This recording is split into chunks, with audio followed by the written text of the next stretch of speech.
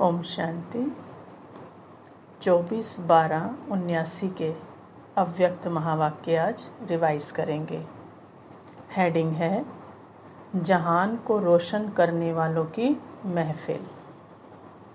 बाबा कहते हर एक बच्चा जहान का नूर है, अर्थात नूरे जहान है। बाप दादा के भी नैनों के सितारे हैं। बच्चों को नैनों पर बिठाकर ही चलते हैं, अर्थात नैनों में समाये हुए हैं। नैनों की महिमा बहुत गाई हुई है।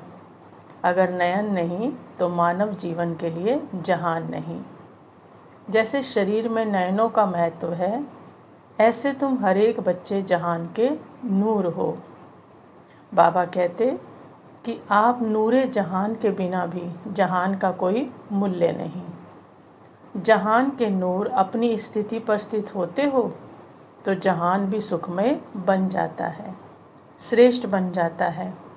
और जहान के नूर अपनी श्रेष्ठ स्थिति से नीचे आ जाते हैं तो जहान भी आसार संसार बन जाता है। इतना आप सबके ऊपर आधार है। जैसे कहावत है ना कि आप जागे तो संसार जागा और आप सोए तो संसार सोया। ऐसे संसार के आधार मूर्त हो।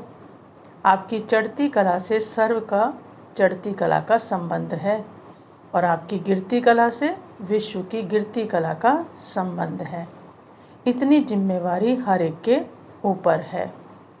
बाबा कहते कि आँखों को ही जीवन की ज्योति कहते हैं, तो आप सब जग की ज्योति हो। अगर जग की ज्योति स्वयं ही हिलती रहेगी तो जग का क्या हाल होगा। यहाँ भी ये हद की लाइट नहीं जलती या हिलती है तो क्या महसूस करते हो? क्या उस समय अच्छा लगता है? ऐसे ही अगर आप जहान की ज्योति हलचल में आती हो तो विश्व की आत्माओं का क्या हाल होता होगा। बाबा कहते जहान के सितारे व जहान के नूर आप सबके ऊपर सबकी नज़र है। सबको इंतज़ार है। किस बात का? भक्ति मार्ग में एक शंकर के लिए कह दिया कि आँख खोली और परिवर्तन हो गया, लेकिन ये गायन आप शिववंशी नूरे जहान का है। ये जहान की आँखें जब अपनी संपूर्ण स्टेज तक पहुँचेंगी, अर्थात संपूर्णता की आँख खोलेंगी, तो सेकंड में परिवर्तन हो जाएगा। तो जहान के नूर बताओ, संपूर्णता की आँख कब खोलेंगे? आँख खोली तो अब भी है, लेकिन अभी बीच बीच में माया की धूल पड़ जाती है तो आँखें हिलती रहती हैं। जैसे स्थूल आँखों में भी धूल पड़ जाती है तो आँख का क्या हाल होता है। एकाग्र रीति से दृष्टि नहीं दे सकेंगे। तो सारा विश्व आप जहान की आँखों की एक सेकंड की दृष्टि लेने के लिए इंतजार में है कि कब हमारे इष्ट देवों व देवियों की हमारे ऊपर दृष्टि पड़ेगी, जो हम नज़र से निहाल हो जाएंगे। ऐसे नज़र से निहाल करने वाले अगर स्वयं अपनी आँख मलते रहेंगे तो नज़र से निहाल कैसे करेंगे। नज़र से निहाल होने वालों की लंबी क्यू है, इसलिए सदा संपूर्णता की आँख खुली रहे। बाप दादा जहान के नूरों का वंडरफुल दृश्य देखते हैं। जहान के नूर भी अपने नैनों को एकाग्र नहीं रख सकते। कोई निहाल करते करते हल्के से झुटके भी खा लेते हैं। अब झुटके वाले नज़र से निहाल कैसे करेंगे। संकल्पों का गुटका भी झुटका है। आपके भक्त आपको देख रहे हैं और दर्शनीय मूर्त झुटके खा रहे हैं, तो भक्तों का क्या हाल होगा। इसलिए आँखों का मलना और झुटका खाना बंद करना पड़े, तब दर्शनीय मूर्त बन सकते हो। बाबा कहते अब से अपने महत्व को जान, कर्तव्य को जान, सदा जागती ज्योत बनकर रहो। सेकंड में स्व परिवर्तन से विश्व परिवर्तन कर सकते हो। इसकी प्रैक्टिस करो। अभी अभी कर्मयोगी, अभी अभी कर्मातीत स्टेज। जैसे पुरानी दुनिया का दृष्टांत देते हैं ना कि आपकी रचना कछुआ सेकंड में सब अंग समेट लेता है, तो समेटने की शक्ति रचना में भी है ना। तो आप मास्टर रचता समेटने की शक्ति के आधार से सेकंड में सर्व संकल्पों को समाकर एक संकल्प में सेकंड में स्थित हो सकते हो। फिर बाबा कहते, फुल स्टॉप लगाना इतना सहज होता है जो बच्चा भी लगा सकता है। क्वेश्चन मार्क नहीं लगा सकेगा, लेकिन फुल स्टॉप लगा सकेगा। तो वर्तमान समय हलचल बढ़ने का समय है, लेकिन प्रकृति की हलचल और प्रकृति पति का अचल होना।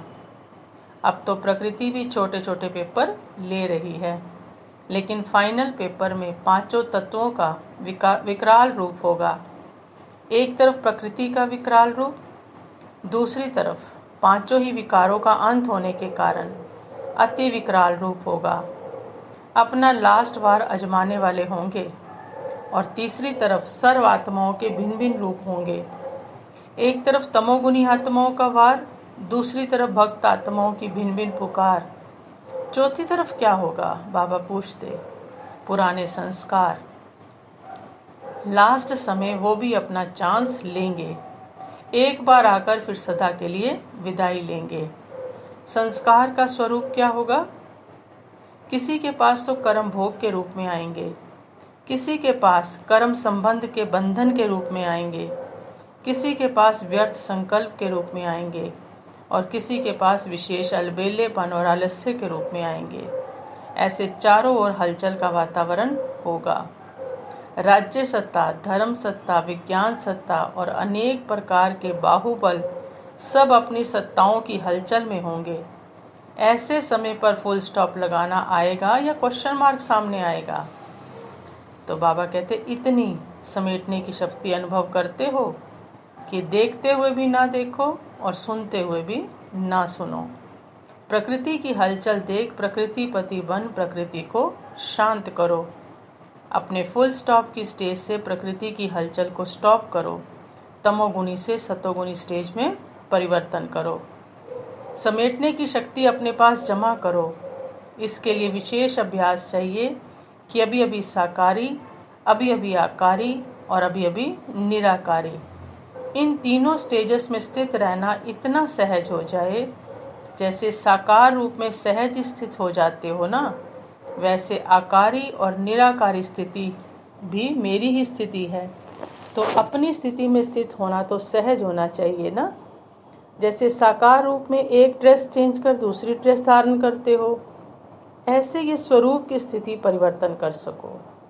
साकार स्वरूप की स्मृति को छोड़ आकारी फरिश्ता स्वरूप बन जाओ। तो फरिश्तेपन की ड्रेस सेकंड में धारण कर लो। बाबा कहते, ड्रेस चेंज करना नहीं आता, ऐसा अभ्यास बहुत समय से चाहिए, तब ऐसे समय पर पास हो सकेंगे। समय की गति कितनी विकराल रूप लेने वाली है। ऐसे समय के लिए एवर रेडी हो, या डेट बताएंगे तब तैयार होंगे? बाबा कहते हैं, डेट अगर मालूम होने से सोल कॉन्शियस की बजाय डेट कॉन्शियस हो जाएंगे, फिर फुल पास हो नहीं सकेंगे। इसलिए डेट बताई नहीं जाएगी, लेकिन डेट स्वयं ही आपको टच होगी। ऐसे अनुभव करेंगे जैसे इन आँखों के आगे कोई दृश्य देखते हो तो कितना स्पष्ट दिखाई देता है। ऐसे ही इन एडवांस भविष्य स्पष्ट रूप से अनुभव करेंगे, लेकिन इसके लिए जहान के नूरों की आँखें सदा खुली रहें। अगर माया की धूल होगी तो स्पष्ट देख नहीं सकेंगे। तो बाबा कहते हैं, अब पता क्या अभ्यास करना, समझा? ड्रेस बदली करने का अब अभ्यास करो। ये बाबा ने हम बच्चों को होमवर्क दिया कि बार बार ड्रेस बदली करो। फिर बाबा कहते, सभी आत्माओं को ये अनुभव करा रहे हो कि सिवाय बाप की नॉलेज के और कोई भी नॉलेज बिना रस के है, अर्थात कोई रस नहीं है। ये अनुभव करें कि हम क्या कर रहे हैं और ये क्या पा रहे हैं। हम सुनने वाले हैं और वो सुनाने वाले हैं। उनको ऐसा लगने लगे कि हम भटकने वाले हैं और ये पाने वाले हैं। बाबा कहते, जब ऐसा अनुभव करेंगे ना, तब जय जयकार होगी। जितना आप सेवा के अर्थ निमित्त बनी हुई श्रेष्ठ आत्माएं सर्व अनुभवों के रस में रहेंगी ना, उतना वो अपने को नीरस अनुभव करेंगे। तो क्या समझते हो? बाबा कहते अभी उनको ऐसा संकल्प आता है कि मक्खन खाने वाले हैं ये और हम छाछ पीने वाले हैं। जैसे बाबा कहते गली गली में मंदिर की बजाय अब क्या हो, राजयोग केंद्र हो, अनुभव केंद्र हो। भक्ति स्थान को ज्ञान स्थान बनाना यही ज्ञानी तो आत्माओं का विशेष कर्तव्य है। कब बनेगा ज्ञान स्थान? जब भक्ति से वैराग्य आ जाए और ज्ञान का बीज पड़े। ऐसा अपनी मनसा सेवा से भी वातावरण बनाओ जो ये अनुभव करें कि भक्ति से कुछ नहीं मिला।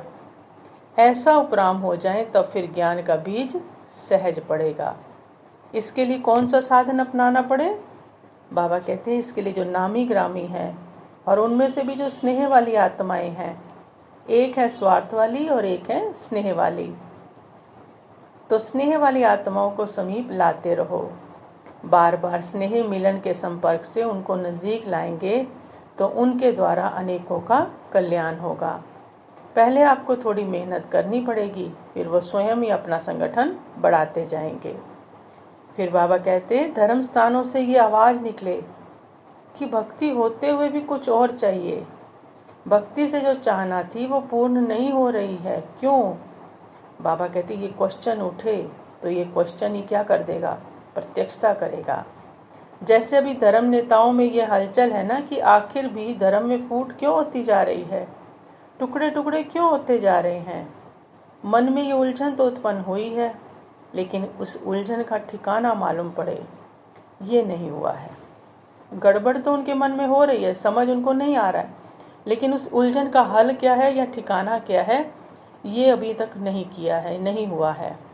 ये समझते हैं कि हमें जो करना चाहिए वो नहीं हो रहा। उनको ये भी पता है कि हमें जो करना चाहिए वो हमसे नहीं हो रहा है, लेकिन ये होना चाहिए उसके बदले, ऐसा क्वेश्चन नहीं उठ रहा। तो भक्ति का फल क्यों नहीं मिल रहा, भक्ति में जो होना चाहिए वे क्यों नहीं हो रहा? जब ऐसे क्वेश्चन उनके मन में उठेंगे तो बाबा कहते तभी वो नज़दीक आएंगे, तब वो ढूंढेंगे। तो भक्तों के ऊपर तरस आता है, भक्त हैं तो भोले ही ना, तो भोलों पर तरस जरूर पड़ता है। अभी संगठित रूप में दृढ़ संकल्प करो कि भक्तों को अर्थात भोलों को ठिकाना जरूर दिखाना है, तब नंबर 1 बन सकेंगे। फिर बाबा ने वरदान दिया, नॉलेजफुल स्थिति द्वारा परिस्थितियों को पार करने वाले अंगद समान अचल अडोल भव। नॉलेजफुल स्थिति द्वारा परिस्थितियों को पार करने वाले अंगद समान अचल अडोल भव। बाबा कहते रावण राज्य की कोई भी परिस्थिति व व्यक्ति जरा भी संकल्प मात्र रूप में भी हिला ना सके। ऐसे अचल अडोल भव के वरदानी बनो, क्योंकि कोई भी विघ्न गिराने के लिए नहीं, मजबूत बनाने के लिए आता है। तो नॉलेजफुल कभी पेपर को देखकर कंफ्यूज नहीं होते। माया किसी भी रूप में आ सकती है, लेकिन आप योगाग्नि जगा कर रखो, नॉलेजफुल स्थिति में रहो तो सब विघ्न स्वतः समाप्त हो जाएंगे और आप अचल अडोल स्थिति में स्थित रहेंगे। फिर स्लोगन दिया बाबा ने, शुद्ध संकल्प का खजाना जमा हो तो व्यर्थ संकल्पों में समय नहीं जाएगा। शुद्ध संकल्प का खजाना जमा हो तो व्यर्थ संकल्पों में समय नहीं जाएगा। अच्छा, ओम शांति।